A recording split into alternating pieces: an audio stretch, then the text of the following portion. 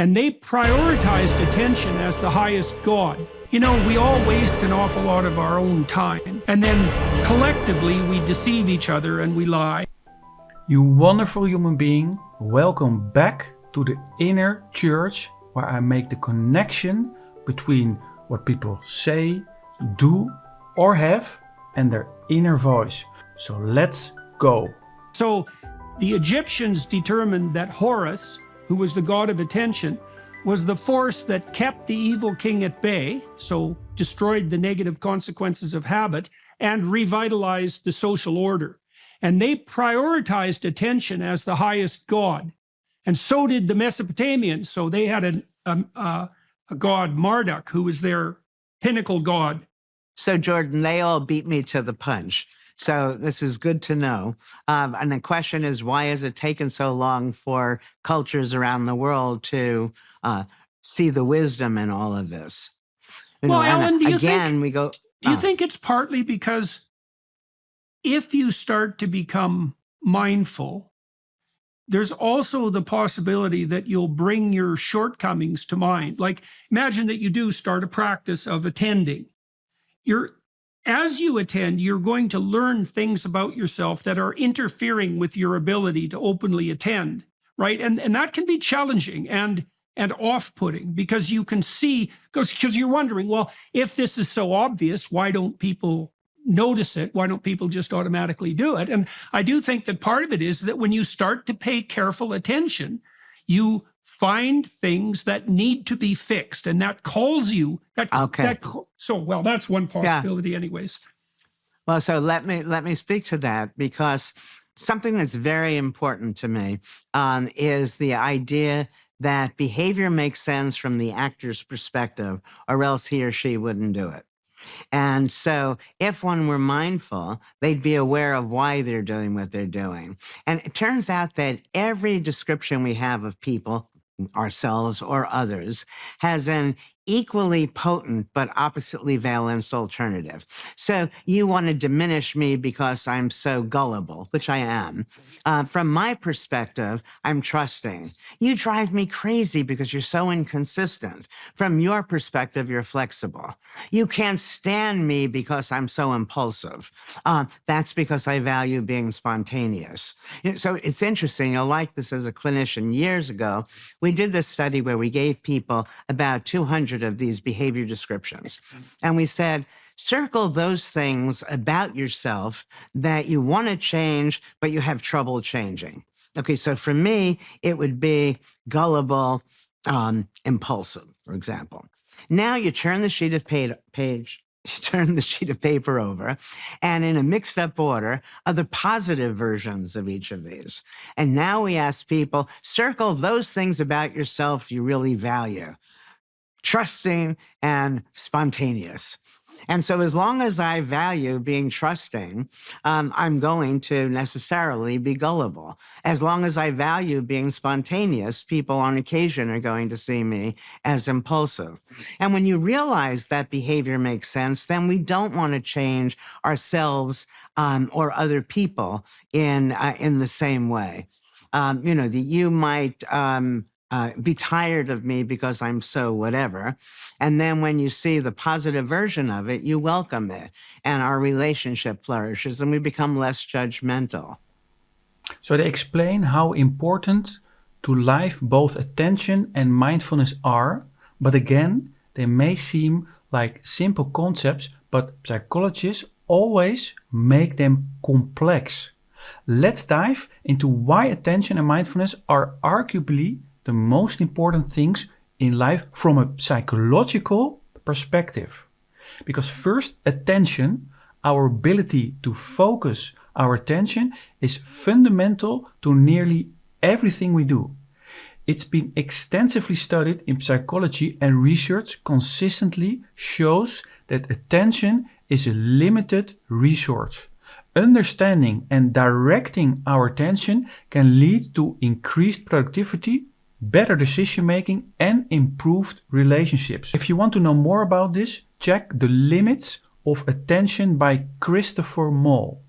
Now, mindfulness, this practice involves being fully present in the moment and it has profound psychological benefits. As already explained, it will reduce stress, anxiety, and depression. And mindfulness allows us to observe our thoughts and emotions without judgment, enhancing self-awareness and emotional regulation. So why are intention and mindfulness crucial? They help us navigate life challenges with clarity and resilience. They empower us to make better choices, nurture our mental well-being, and connect more deeply with ourselves and others. In a world filled with distractions, mastering attention and cultivating mindfulness can be challenging. Okay, now let's translate again this complicated psychological stuff to the inner voice. So they talk about the old Egyptians and the knowledge and the importance they say that attention has. But again, attention does not mean anything. Paying attention to something, for instance, when I pay attention to me holding this cup, even if I do so, I in my head say that I'm holding this cup. So paying attention means that I pay attention to the words inside my head. There is no such thing as paying attention. Paying attention is again a word. And that word means that you are aware of your inner voice. And they also talk about human emotions. She gave examples about people say one thing about you and then the opposite can be true for yourself. But I do not agree with that. When you are angry or people say you are an angry person, that means that oftentimes you speak with your voice of insecurity, or you can call it the voice that makes you angry. Because when you are insecure about things, then you get a heightened sense of awareness or fear, and you can become angry about something. And the same is the opposite when you say, "No, I'm not angry." She makes some connections between that you think that you have the opposite. For instance, if you are angry, people say you're angry all the time. You say, "But I value being aware of things. I pay close attention to things and I want things to be perfect. And if they're not perfect, that's why I become angry." So in my understanding, perfectionism is a good trait. But both of those things has nothing to do with angry, perfectionism. It all has to do with your two inner voices. How you talk to yourself, what you are saying to yourself. So I'm glad to see that they see the importance of paying attention or mindfulness as one of the most important things in life, but translate this to the simple concept of your two inner voices. Let's dive into the last part of what they are talking about. You know, we all waste an awful lot of our own time in futile pursuits and self-defeating pursuits, and we impose limitations on ourselves that are arbitrary and often lazy, and we hurt ourselves by doing that. And then collectively, we deceive each other and we lie and we don't cooperate well together and we manipulate, and that interferes with our ability to apprehend things properly and to structure our existence properly. And, you know, the wildly optimistic side of me thinks, and I do think there's reason for believing this, that if we got our act together completely, insofar as that's possible, and that might partly be by paying more attention, that there aren't any intrinsic limits that would necessarily stop us. We'd still have to figure out, for example, like, it's an open question to me, and I'm kind of curious about your attitude towards this. You know, if you could choose how long you would live, do you have any idea how long you would choose? I mean, an indefinite existence, you know, of hundreds of thousands of years, it seems to me to be like incomprehensibly dramatic and awesome, right? I mean, it's a long time. But well, 80 years seems kind of short. So I think that It depends. What people should strive for, rather than adding more years to their life, they should be adding more life to their years. And by doing that, then you'll want to extend. If today is really exciting, you look forward to tomorrow.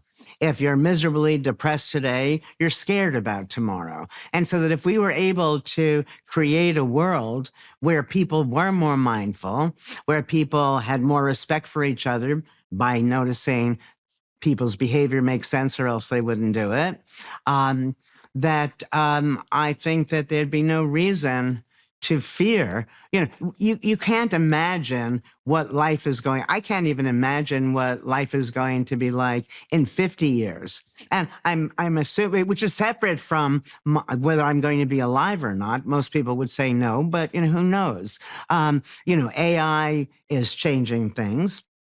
The iPhone changed things. The railroad changed things, and all of these. So we don't know what the big change is going to be.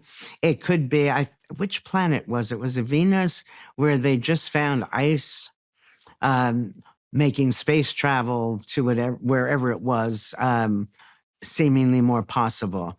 I don't know. I don't claim to have any special knowledge about what the deep future holds. So I wouldn't know how to think about it. So you but think, I do know how to think of. Yeah. You think that if you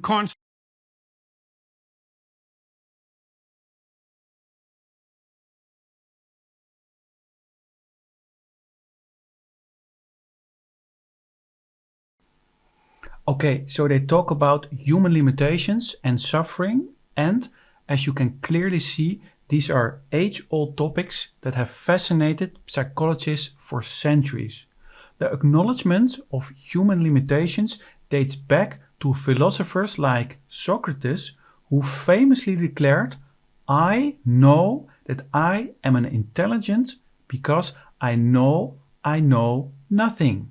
This recognition of our finite knowledge and abilities has paved the way for understanding human suffering. Modern psychology also delves into the complexities of human limitations and suffering. Recent studies, such as the one published in Nature Human Behavior in 2018, have shown that our brains are wired to experience suffering when it's confronted with situations beyond our own control. This can lead to anxiety, stress, and even physiological health issues. Additionally, psychologists like Viktor Frankl, in his work Man's Search for Meaning, a great book, have explored the concept of suffering and found that finding meaning and purpose in life can be a powerful tool for coping with adversity. Understanding human limitations and suffering is crucial for our mental well-being. It allows us to acknowledge our vulnerabilities and, in doing so, find ways to navigate life's challenges more effectively. Recognizing that suffering is a shared human experience can lead to greater empathy and compassion, both for ourselves and others. Okay, now let's translate also this complicated stuff to the much easier to understand inner voice. Because they talk about a lot of things, the limits, how long we live, the value of life, respect to others, and all these things, they contribute to being mindful. But again, mindfulness is about the inner voice. So, for instance, the limits we put on ourselves. Limitations are a result of what one of your two inner voices is telling you to do, or that you can do or can have. For instance, if the voice of security, the voice that is empowered and believes you can do things, tells you that you can do things, then you will do things. If your voice of security, and the reason why it's called security is because you're confident, secure about what you can do, if that voice is the leading voice in your head, then you can achieve many things.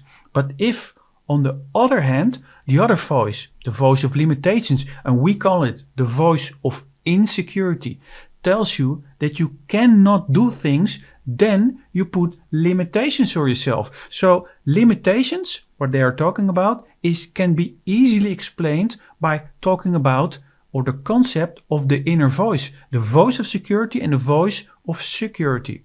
And the next thing, they talk about how long you live and why it's important and how you have to think about it and the value of life. Again, it's very complicated stuff.